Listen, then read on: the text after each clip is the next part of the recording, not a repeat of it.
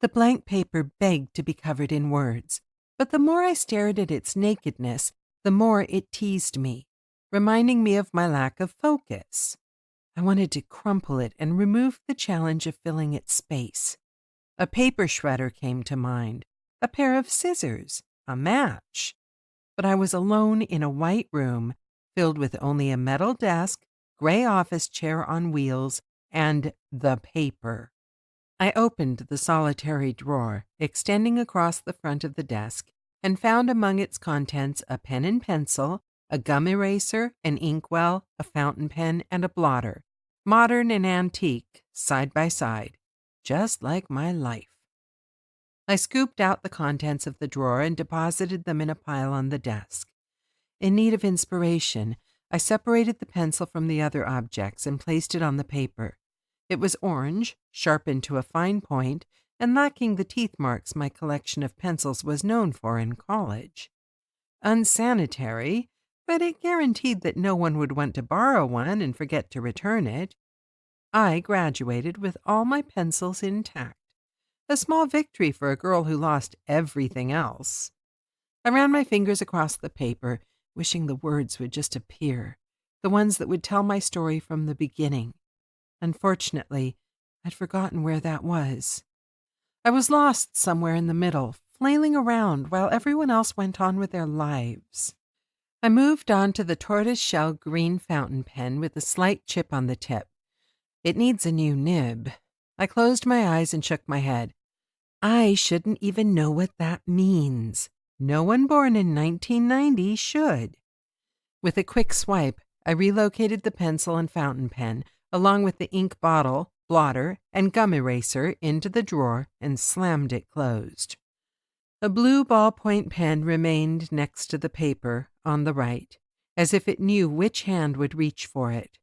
I did its bidding, grabbing the thing and giving the end a quick click to reveal the tip. I hadn't written a word since I buried the journal.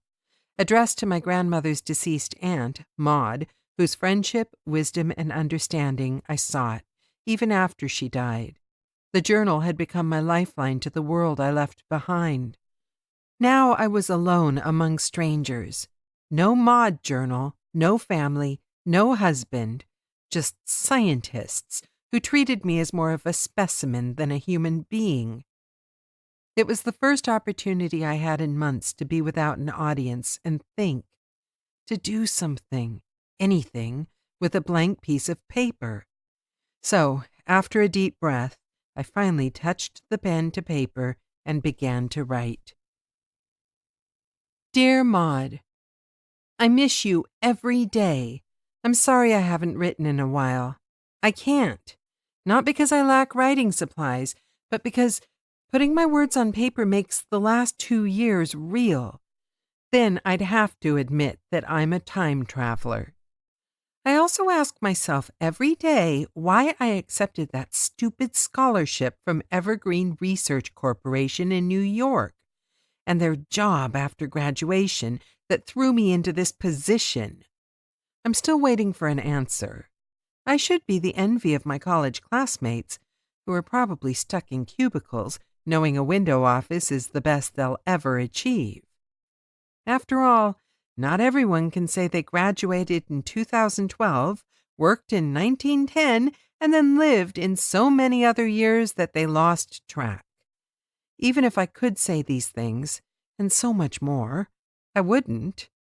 Some secrets are best left hidden, or written in journals like the one I hope you found by now, buried beneath the oak tree you often described as your favorite childhood treasure hunting spot.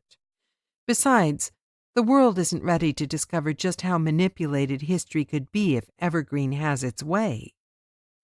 Of course, even after I joined Evergreen, I could have smiled and nodded and gathered information for 4 years, then gone home to Oregon like it never happened, just as Evergreen wanted.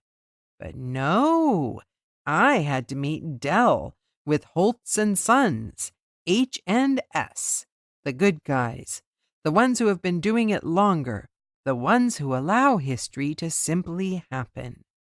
Worse, I did what I always promised myself I wouldn't do. I gave up my future to be with a guy, just as Mom did and Nana Rosie before her. Unlike them, though, I didn't get pregnant. How could I? Dell and I never consummated. This is ironic, considering our son and his descendants are the S in H&S. I'm so confused.